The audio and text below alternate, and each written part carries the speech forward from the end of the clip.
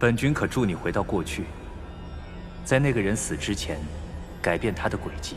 你可以想好要回到过去的哪一时间、地点。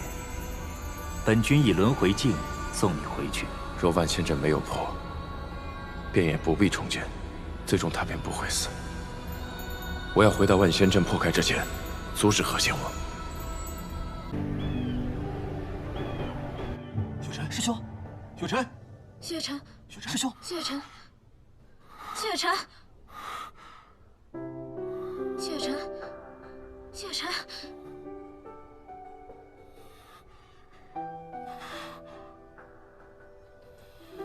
你这么盯着我干什么？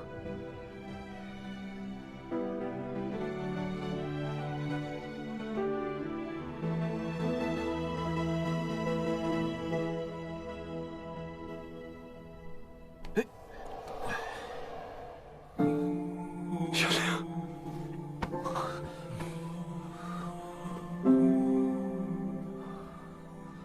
小玲，我不会再让你有任何危险，我不想再失去你了。谢雪晨，你到底怎么了？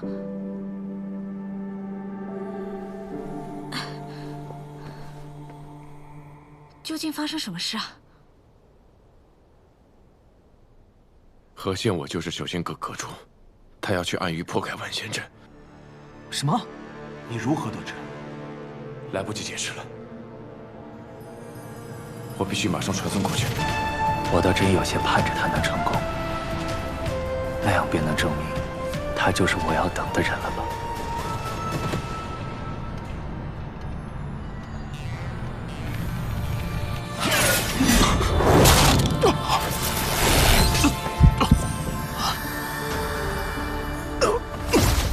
再给我一点时间，1天就好。为什么偏偏在这个时候，明明可以改变呢？终究还是失败了。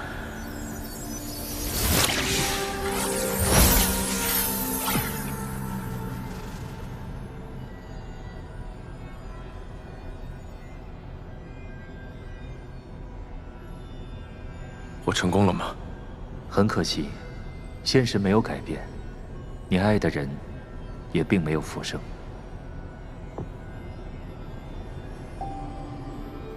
明明可以改变的，明明只差一点点，只要再多给我一点时间，就能阻止何仙我了。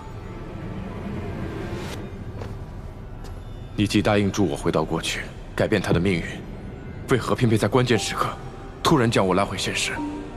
这你可误会本君了，并非本君故意将你拉回现实，而是时空不稳定，每一次停留的时间都有限制，时间一到，你便会被迫回到现实。那我可以在过去待多久？最多也不过1日，就只有1日。1日也已是极限。只要能救他，再多的痛苦我都可以忍受。灵体的损害不可逆，每一次轮回镜的穿梭，都会让你的灵体比上次更加削弱，直至散灵湮灭。即便如此，你还要继续尝试。是。既然你心意已决，那本君便再助你一臂之力。你可要考虑清楚，这一次你要回到哪个时间节点？我想好了。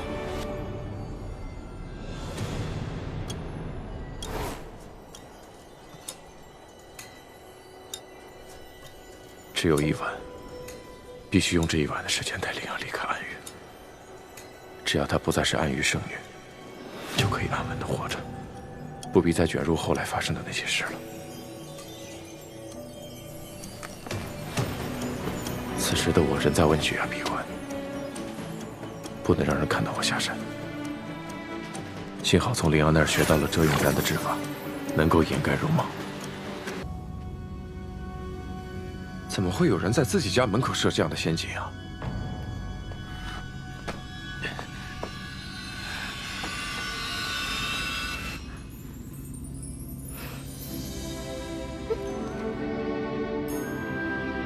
幸好我带了这一簪。不！你们这些不要脸的暗族，欺负我初来乍到，动不动就来骚扰。还好我提前设下了陷阱。我只是路过，傻子才信你的鬼话。我骗你干嘛？我路过的时候看到那悬铃树开花了，一时好奇就凑近了些，没想到误中了你的陷阱。算你还有些审美。那个，有很多暗族欺负你吗？明知故问，你们暗族没一个好东西，尤其是那个叫赤影的，总是没事找事给我搞些不痛快。等我练成最厉害的魔功，打赢所有暗族，一定让他跪下来叫我大王。嘿嘿。不能任他这样下去，否则他又会走上既定的轨迹。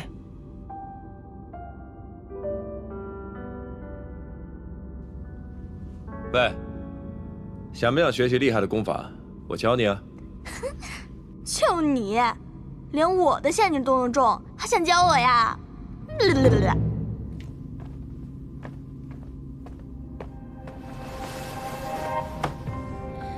怎么样，厉害吗？可以呀，小弟，我认可你了。走，小弟，咱们进步一序。轻点，轻点。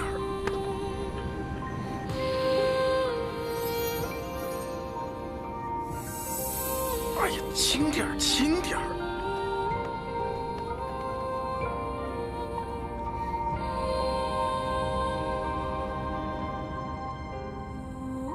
以前只看到他在暗族面前作威作福的样子，却没想到他刚来暗域之时，竟然这么落魄。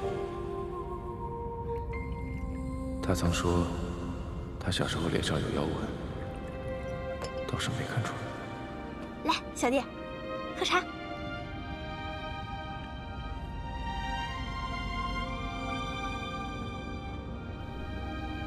你到底有什么厉害的功法呀？快教我！我要变得比暗族更像暗族。像暗族可不是一件好事。怎么不是？玉影说了，加入恶人的队伍，变得比恶人还要厉害，这离消灭人族又近了一步。你为什么这么讨厌人族？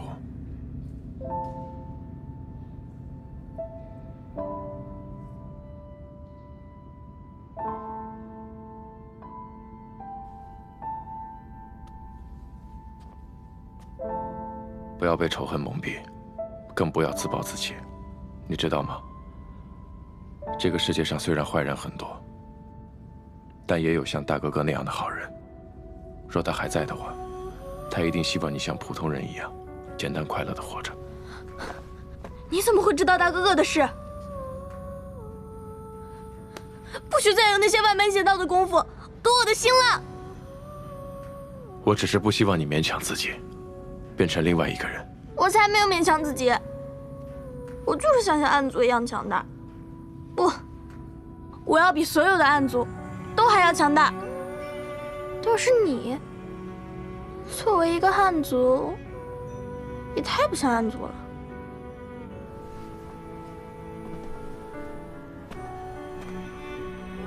如果我说我不是暗族，你会愿意跟我走吗？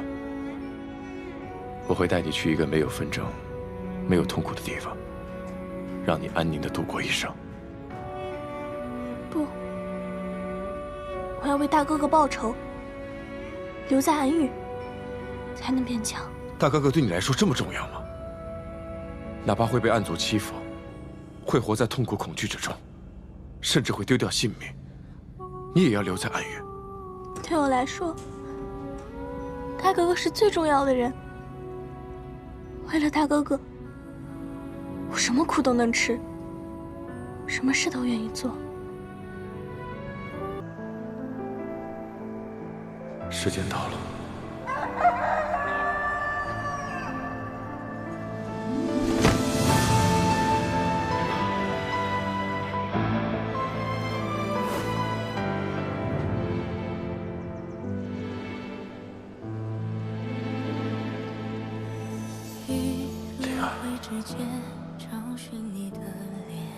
我回来了。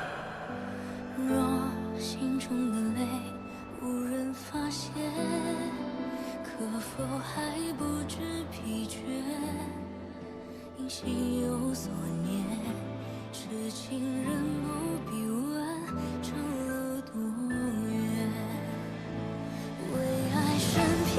雪，穿越流年，不负遇见。唯盼桃花千朵，陪你那一天。凝望那一个人，一双梦，再别无所恋。此生无忧无怨，陪在你身边。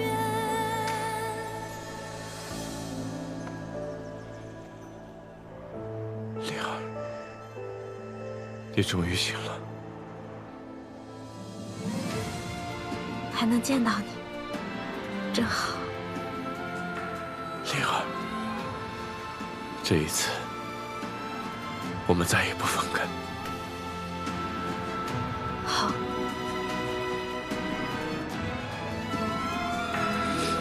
来身披风雪，穿越流年，不负遇见。如今，人灵大战已经结束了，万仙阵也修好了，世间也太平了。你之前答应我的去看人间，可不许耍赖。现在就带我去人间玩，好不好？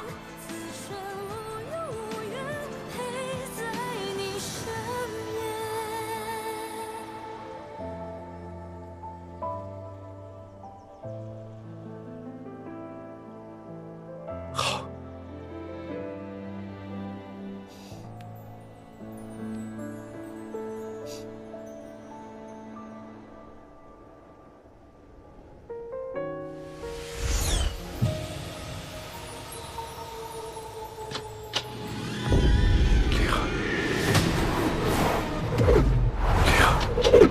不是雪莉，雪莉！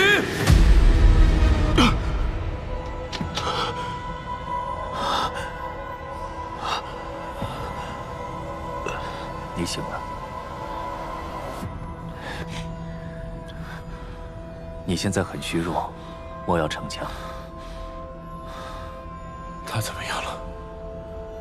这个世界仍然没有任何改变。有件事，我有些疑惑。灵儿曾说，他幼时脸上有大片的妖纹，可我方才所见，他脸上并无半点妖纹，这是为何？本君给不了你答案，预知因果，需要你自己去探寻。我再试一次。哎，你的灵体受损严重，若再强行时空穿梭，很可能有去无回。即便只剩下最后一丝希望，我也要试一试。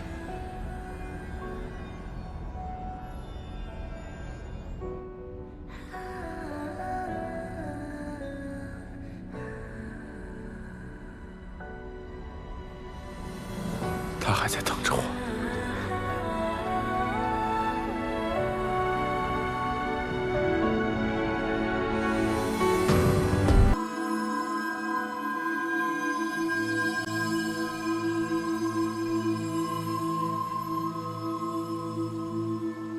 你今天教我的是什么心诀？这么厉害！玲珑心诀。如今护心灵已重回你体内，你自然最适合修行龙的功法。那幽冥赋，莫要再练了。那幽冥赋练着疼，没有你的功法顺手。哎，我现在在修龙的功法，那是不是也算你的传人？那赤焰龙牙会听我使唤吗？那试试。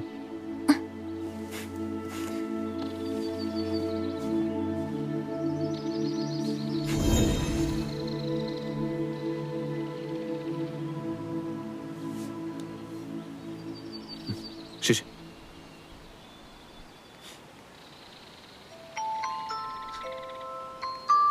他要是打我，你得抓住了啊！放心，他不会打你的。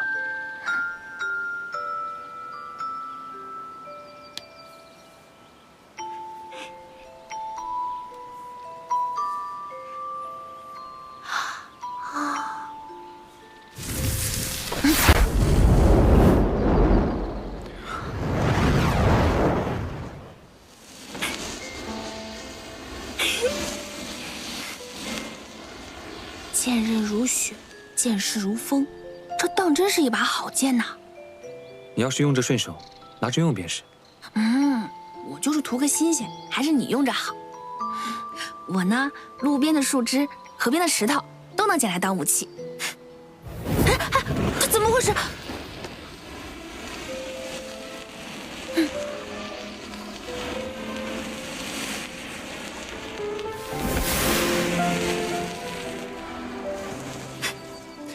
兴许是你把它比作了石头和树枝，他不开心了。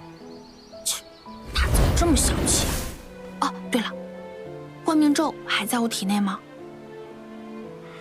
白晓生那一剑击时，幻命咒尚未被完全触发，应该还在你的识海中。我要解除幻命咒。为何？我虽贪生怕死，但我也不愿他人为了我的生死承担责任。更何况，我还喜欢你。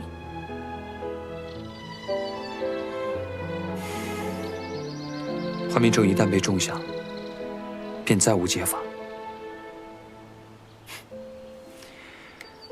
你若是忧心我，好好保护自己便是。可我是人，终究是血肉之躯，寿命也有限。你把命放我这儿，不就白白浪费了？莫要小看自己了，去你的识海看看。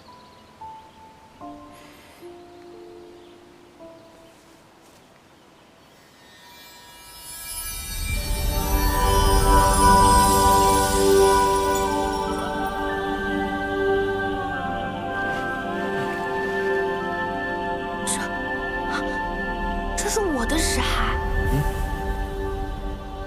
我这怎么也算得上是玄门7星弟子的级别了吧？护心灵之力理当如此。你若稍加修炼，抵玄门宗师之境，也并非难事。护心灵不过鳞甲一片，为何如此厉害？护心灵不仅是我的一片鳞甲，它还是我的内丹。你的内丹？你的内丹怎么会在外面？当年苏颖意图取我护心灵之时，还有一位神秘人。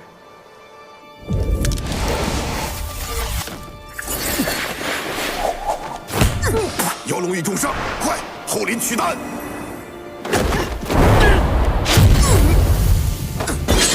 我虽未能看清他的容貌，但我却知他是为了取我内丹而来。为了不让他和苏颖达成目的，我将丹灵合一，击飞出去。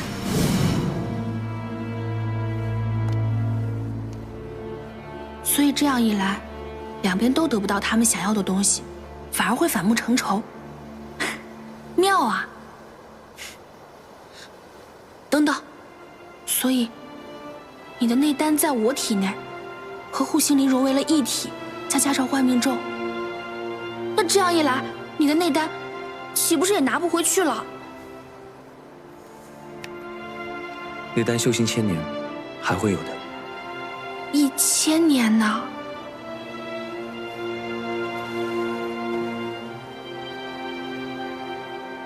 ？1000年，不一定再能遇到。那我岂不是要更加起早贪黑、勤学苦练，才能担起我身上的这2条命啊？那有劳你了。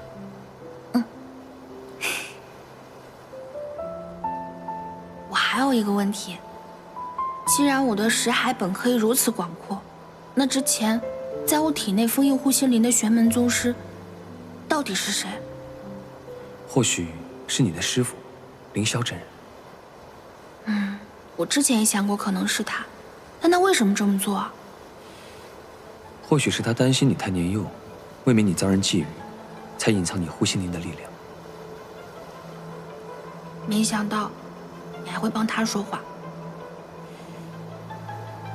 那日在龙谷寻不到你，他与我一样担心。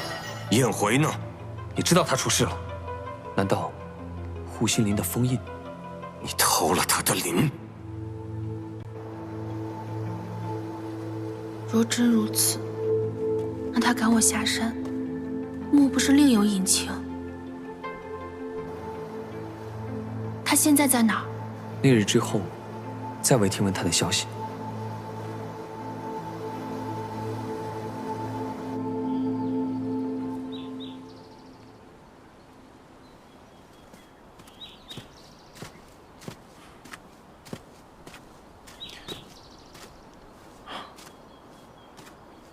看起来这迷雾森林里的墓碑又多了一些。我上次来这儿是在哪儿施的法？我的入口呢？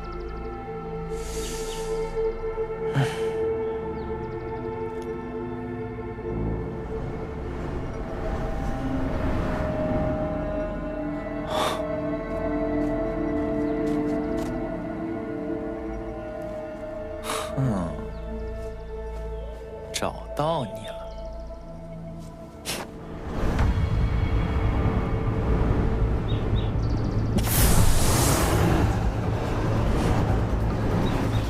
先用引盾封住入口，隔断福音和长兰的联系，我延回证据时间，再想办法破坏掉这个入口吧。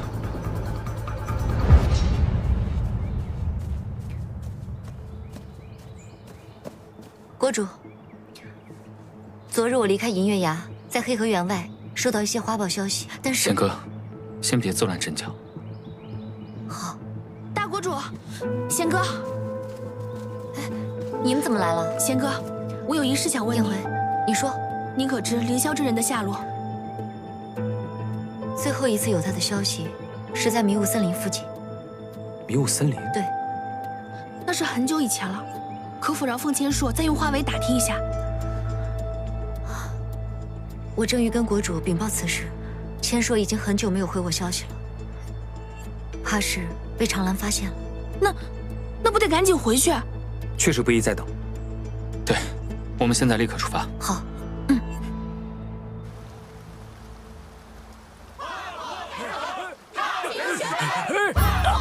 不要走！这老头在说什么呀？这严先生疯魔了吧？每天都拉着人也不说话，而且还一副很生气的样子，手里还总是举着一副空白条。快去学馆！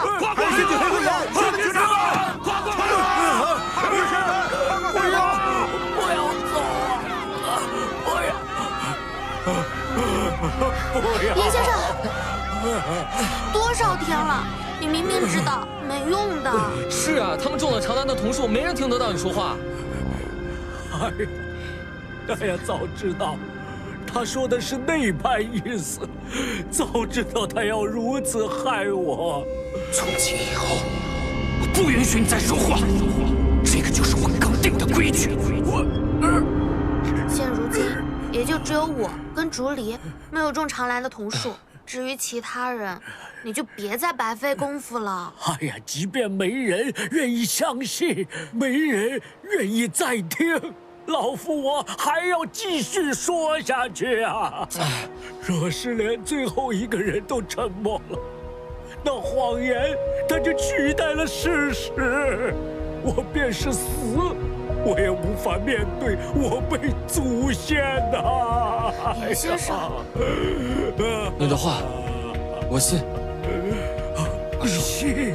长兰在青丘犯下的恶，他日我定叫他们复还。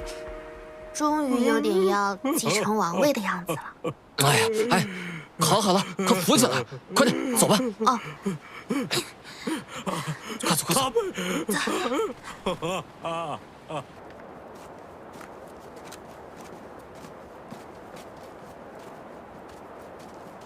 天耀，感觉到了吗？青丘的空气里，不知为何有些许黑气。在这里。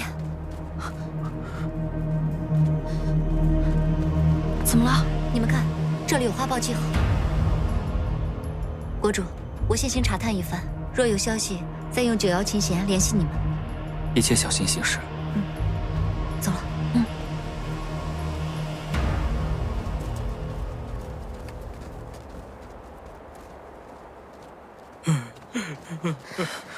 严先生，他们可能是长兰瞳术所造，千万不可信呐！是我呀，燕回。黄小燕，你看，幻族印记。小燕，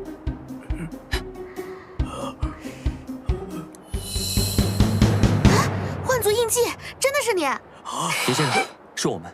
对，严先生，我是陈烨。阿爹，你没事太好了，你还认得出我吗？竹离，是余年未见，现在长这么大了。天佑青丘，老臣言不惑，恭迎大国主。林先生，不必多礼。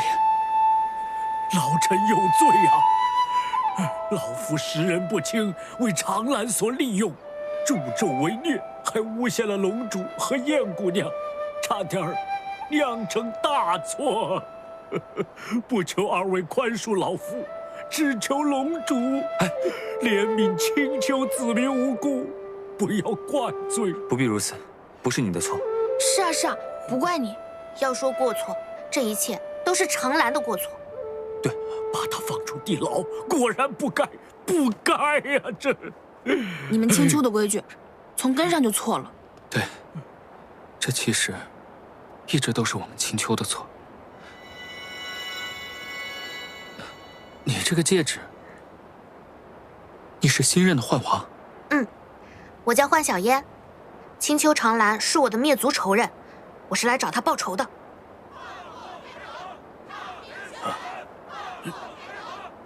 这不是说话的地方，先离开。大家可先随我到我的幻妖戒指里走。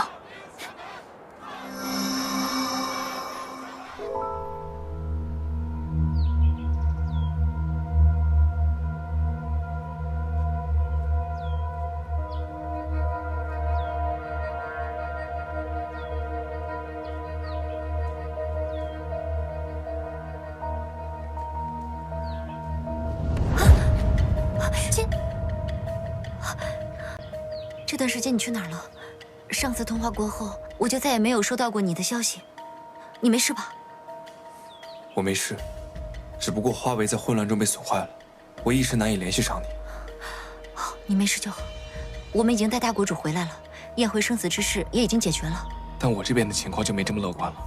凌飞已回到玄门，大肆宣扬长兰以议和为名，行暗杀之实，视两派和平为无物。玄门各派这次都坐不住了，都已派弟子前往黑河集结。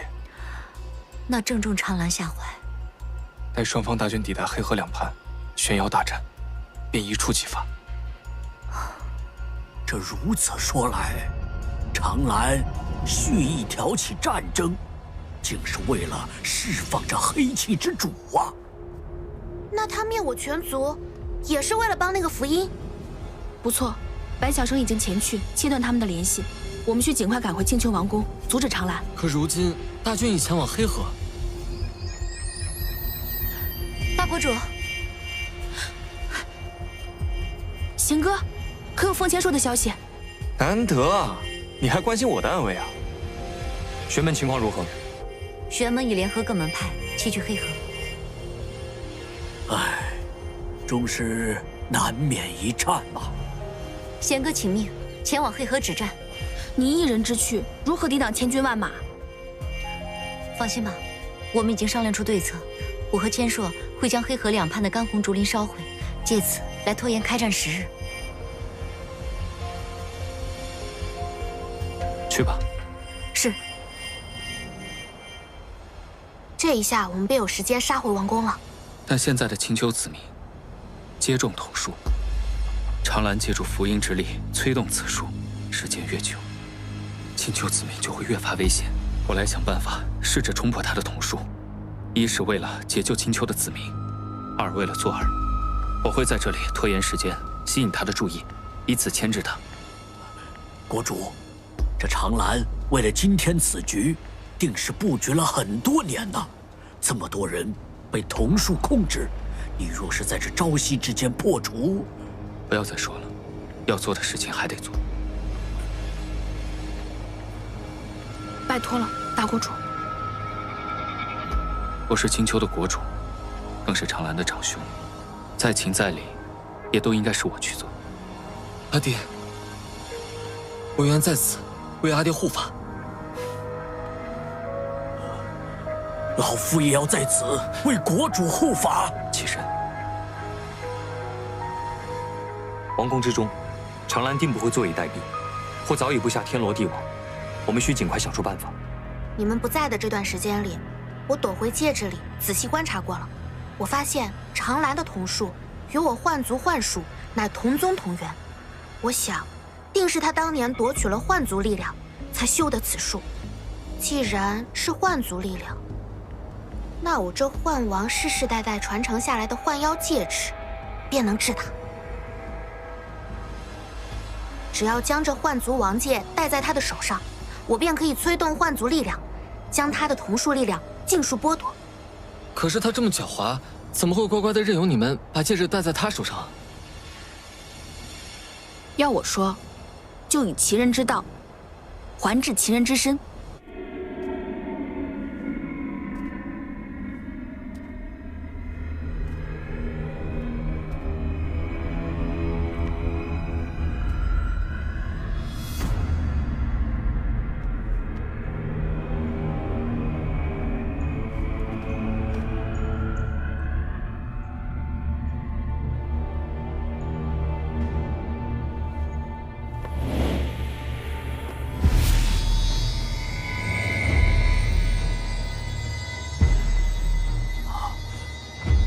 气消散了。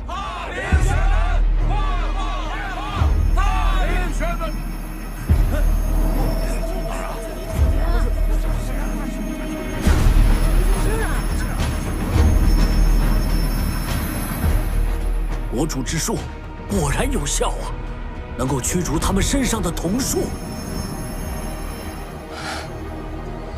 但这还只是个开始，阿爹的法术必须覆盖整个星球。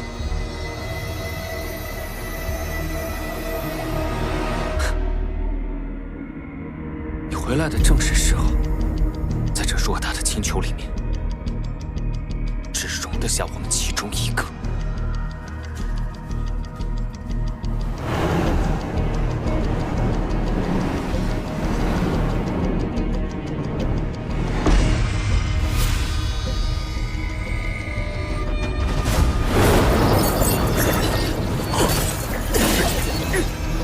发现我们了！呼号国主！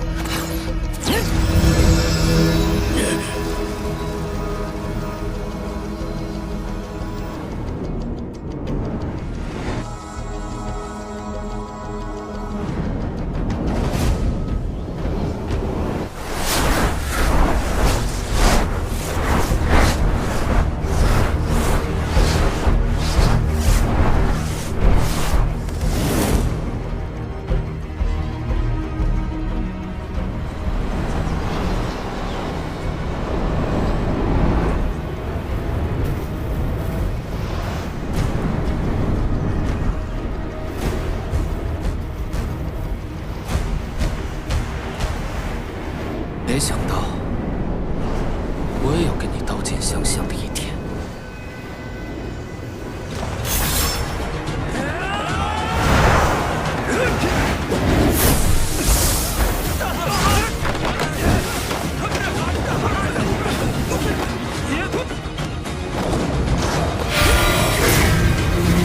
就凭你！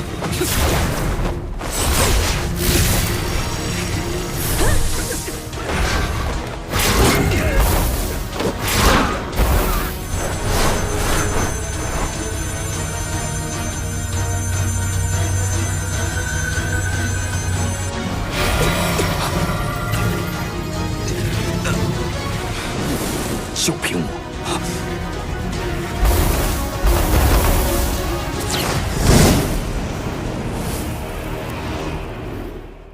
我现在不是能使用你的赤焰龙牙吗？到时候我假扮天耀，从青丘大殿正门攻入，干扰长兰和其他的人。天耀假扮我，趁机接近长兰。长兰对我的防备肯定不如天耀，到时候天耀就可以趁机制服他。听着是很好，但你跟天耀这么大两个人，长兰又不傻。怎么会任由你们假扮看不出来啊？我们这回城的一路上，未遇见其他邪修，想必白晓生已经切断长兰与福音的联系。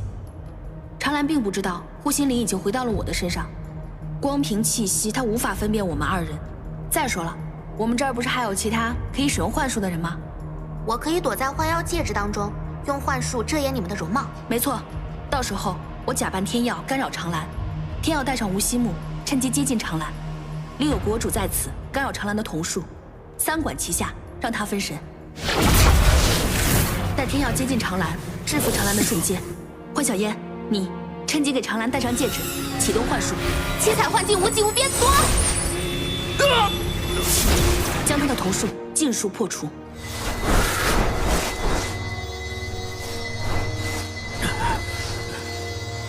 国主，他们成功了。天地自然，晦气分散，气神引进，去！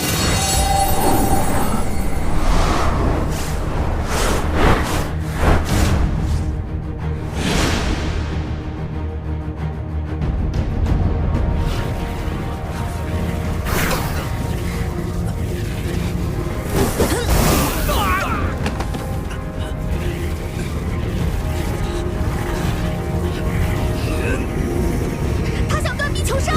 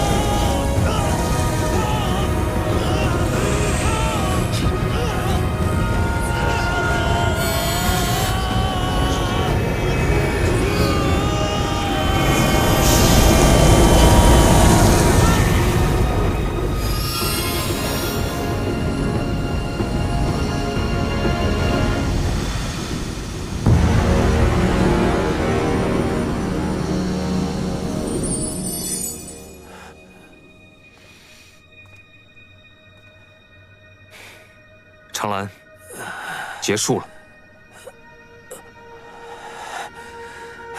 长王百口，要杀便杀，随你处置。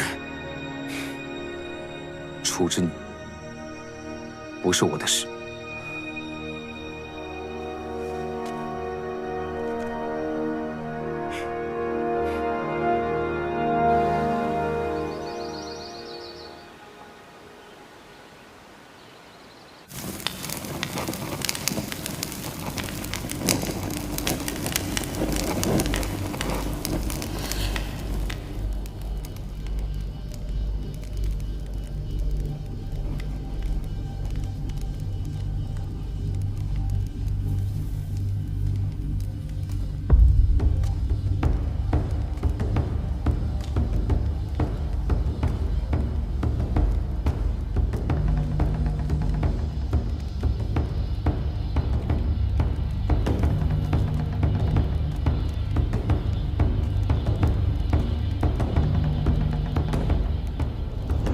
你来了，我跟你第一次见面，似乎也是在这里。那个时候，你让我离开，放我走，你不后悔吗，兄长？放你出去，我不后悔，哪怕我求你10余年，哪怕你求我10余年。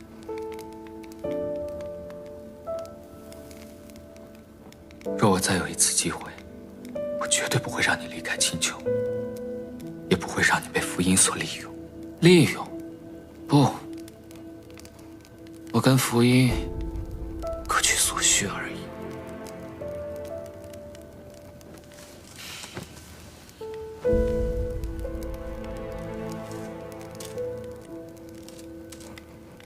我离开青丘的时候，我并不恨你，也没有恨青丘，但我只是偶尔会想，我们明明是同一个父老，同一个母亲，为什么我却受到如此的对待？我想释怀，我想找到个地方，可以让我的心更加平静。我去了龙谷，我那个时候以为玲珑会造一个人人和平幸福的桃源，可她太温柔，一信任才会招来龙谷惨祸，直到现在，她现在还是如此，哪怕有撼天之力，可他却始终心有牵挂。他这样是成不了大事的。后来天要被封印，我突然领悟到，什么温柔，什么良善，是换不来和平的。只有绝对的权力，才能够绝对的臣服，在绝对的臣服下，才有真正的和平。这个世界，才不会有舍夷取，才不会有舍我取你。青丘双生子的规定，早就在我放你离开青丘之前，就已经把它废除。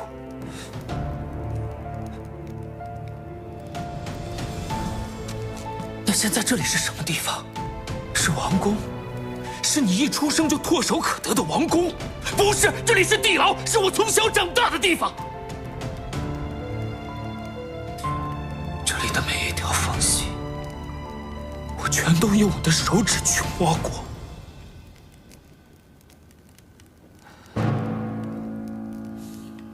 对我来说，我生在此处，亡也在此处。我从来没有打算要取你的性命。那你可以怎么样？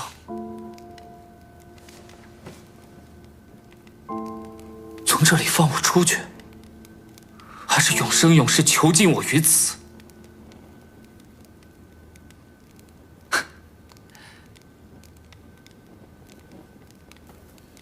不必了，程兰，兄长，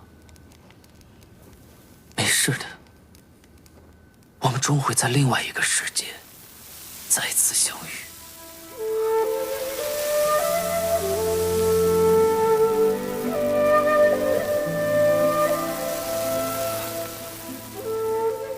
你保重，程兰。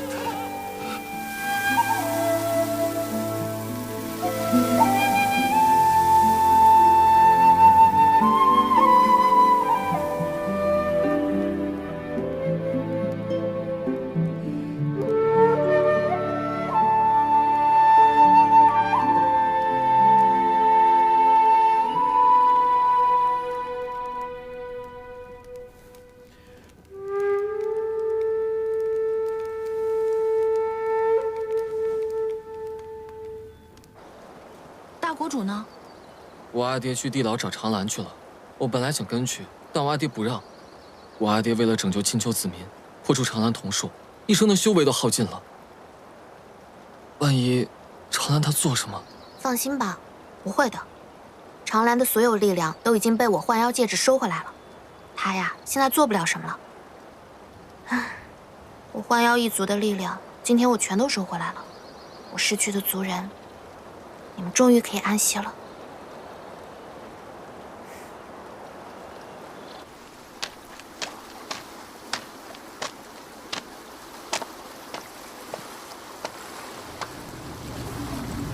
凤公子，去往甘红竹林的船已经备好，不必去了。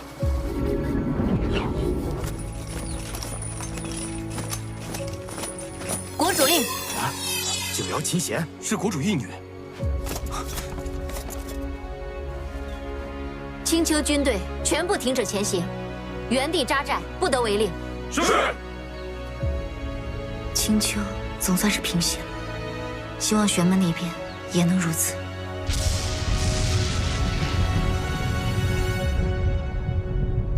竹筏都跟你们造好了，为何按兵不动？为何不攻青丘？西风，是你带头为民不从。灵妃师叔，今日青丘有异动，各门派长老皆勒令不发。我想，我们陈星山，我是长老，你不听我的命令，我留你何用？灵妃师叔，此前已经传来消息，青丘异动，此事我们不该贸然跨越黑河。师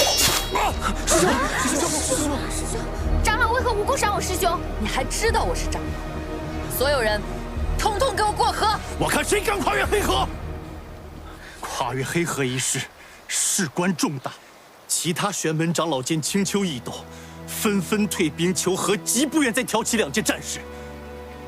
灵妃师叔，你但凡有修道者的半分怜悯之心，也断不该在此时如此一意孤行。你，陈兴山众弟子听令，一个都不许过河。若有异议，皆等我师父凌霄真人回来再做决断。到时候若有赏罚处置，我子辰一力承担。是，师兄，都回去吧。你们，大师兄，我们也回去吧。灵飞师叔，我知道你在青丘受了些委屈，可两界战事事关重大，恕子辰无法让陈兴山众弟子前去帮你，报此私仇。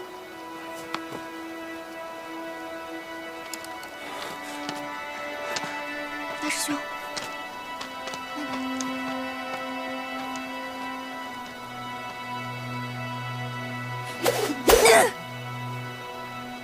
总有一天，我会让你们妖族死无葬身之地。常兰曾对我说：“弱肉强食是这世间的最大规矩。”然而不是，邪不压正，才是这世间最大的规矩。如今常兰被抓，国主重回青丘，乃天下之大幸啊！但是我们也做了错事啊。你说集市上真的这龙主和燕姑娘他们是清白的，之前是我们误会了他们。这些人不会再砸我了吧？我们真是错的离谱，大错特错了。对了，哎，龙主燕姑娘来了。今天可是一个难得的机会啊，我们一定要好好的向龙主和燕姑娘道歉。哎呀，不用了，不用了，真不用道歉。快起来，快起来！之前种种都是乃辈失愚之举，望请龙主与燕姑娘原谅。不用，快起来吧！真的不用，不至于啊！快起来，快起来！哎呀，求求你们起来吧！哎呀，真的不用跟我道歉，快起来，快点！你干嘛呀？好滑呀！哎呀，大家快看，燕姑娘秃头了！没事，这真秃了！这真秃了！燕姑娘为救我们青丘，连头发都秃了，这是一种什么样的牺牲？怎样的精神呐？你快别说了，你让一个女人秃了头！快走！我们青丘一定要牢记燕姑娘秃头的这份情谊啊！没脸见人了，我没有脸待在青丘了，所有人都看过我的秃头。哎呀，好啦，你闷不闷啊？闷死你了！好啦，你听见了吗？听见什么？青丘的每一缕风，都在清清楚楚地说，我秃了。哎呀，头发掉了总会长的，而且就这么一小撮。来，我看看。哎呀，而且你还有这发冠呢。你别碰了，风一吹就掉了。这发冠就是个障眼法，没用。哎，障眼法怎么能忘了白晓生呢？应该让他给我施个影子在我头上，这样比什么发冠啊、头巾都管用。哦，这倒是个好办法。不过我们都解决长兰这么久了，怎么还不见白晓生啊？他不会去和福音硬碰硬了吧？不用担心，凌霄和白晓生的消息呢，我已经派人去探寻。你呀，就不要多想了，不要再想你的头发了啊！好好休息，我先走了。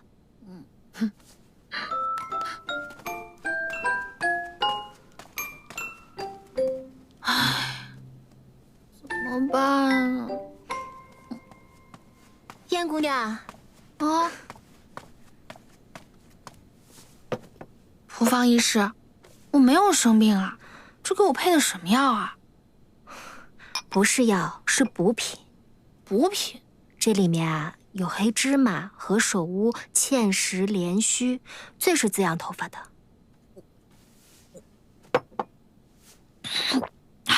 我喝了，头发什么时候长出来？放心，没有我治不好的疑难杂症，掉几根头发而已，又不是丢了性命。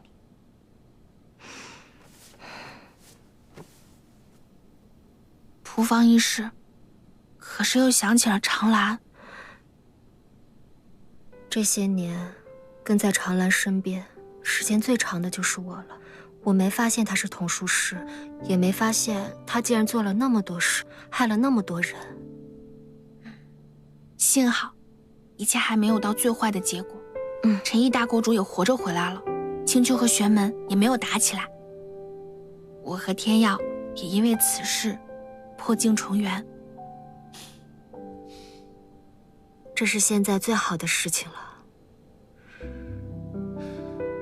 玄阳势同水火，你和龙主能结成正果，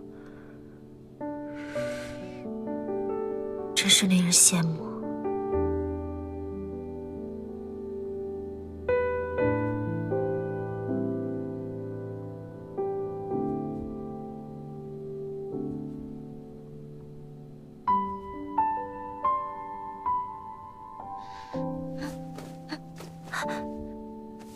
你喜欢的人，莫不会也是陈仙山的人吧？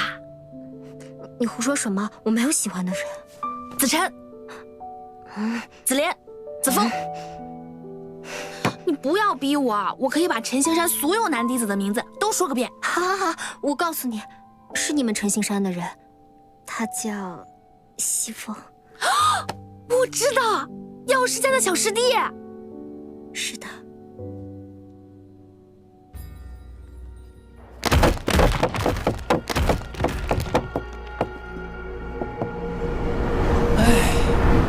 大功告成，以后这世间的黑气便无法再进出福音大殿了。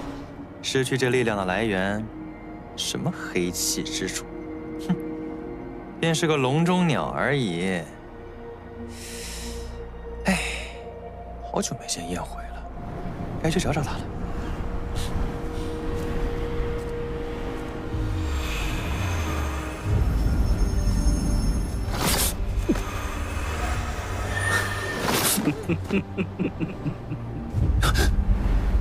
福音，他怎么可能？